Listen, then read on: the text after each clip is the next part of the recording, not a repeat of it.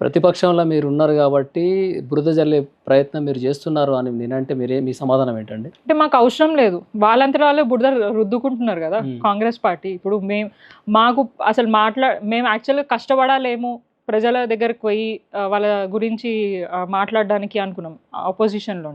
కానీ ఇప్పుడు ఆపోజిషన్లో ఉన్నప్పుడు మాకు అధికారం ఇచ్చినప్పుడు డెఫినెట్గా మేము కొట్లాడాల్సింది ప్రజల పక్షాన.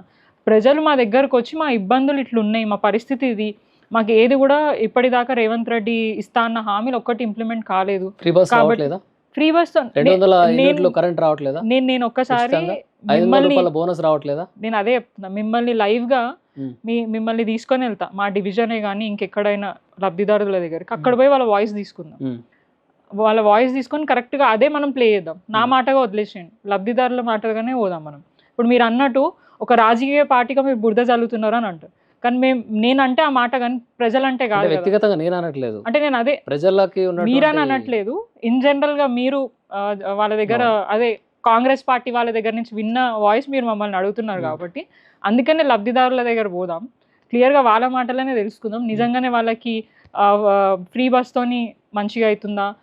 ఇప్పుడు 200 యూనిట్లు మీరు ఏదైతే చెప్తున్నారో, కరెంట్ అసలు గతంలో 24 hours కరెంట్ ఉండే, ఏదో ఒక సర్వీస్ మెయింటెనెన్స్తోనూ ఒక 10 నిమిషాలు అట్లా కరెంటు పోయే పరిస్థితి ఉండే.